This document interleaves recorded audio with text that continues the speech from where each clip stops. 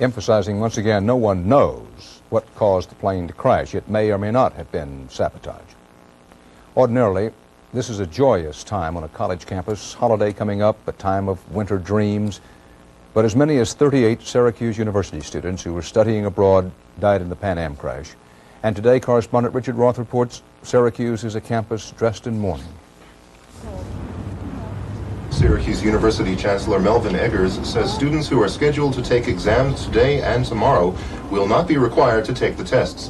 Eggers said at a press conference... A relaxation of the rules today for final exams was the smallest of signs that this giant campus had been touched by tragedy. Most of Syracuse University's 16,000 students were already gone for the holidays. We have not been able to identify that. Those left behind became a small community with a common bond of sorrow and disbelief. It's just something that you just keep turning over and over in your head, and it's really hard to believe. I've seen the list. Yeah. Her name was on there? I saw the list. As most of you know, there has been a tragic plane crash. A basketball game last night wasn't canceled, it was just delayed for a moment of silence. A decision that brought some criticism. It was a decision that just hadn't been carefully made, said Chancellor Melvin Eggers today, explaining shock was the reason.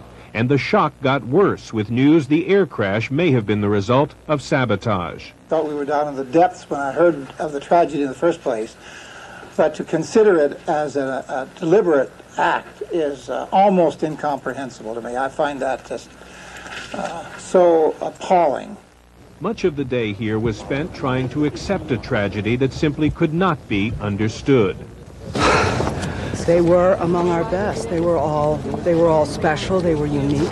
Universities are sanctuaries of reason and ideas. At this one, the chancellor said, "Our sense of grief today is profound, but so is the understanding we must persevere." Richard Roth, CBS News, Syracuse, New York. And still to come on tonight's CBS Evening News, correspondent Bruce Morton on mourning across America for Pan Am Flight 103, and Doug Tennell in Lockerbie, the Scottish town where it rained fire.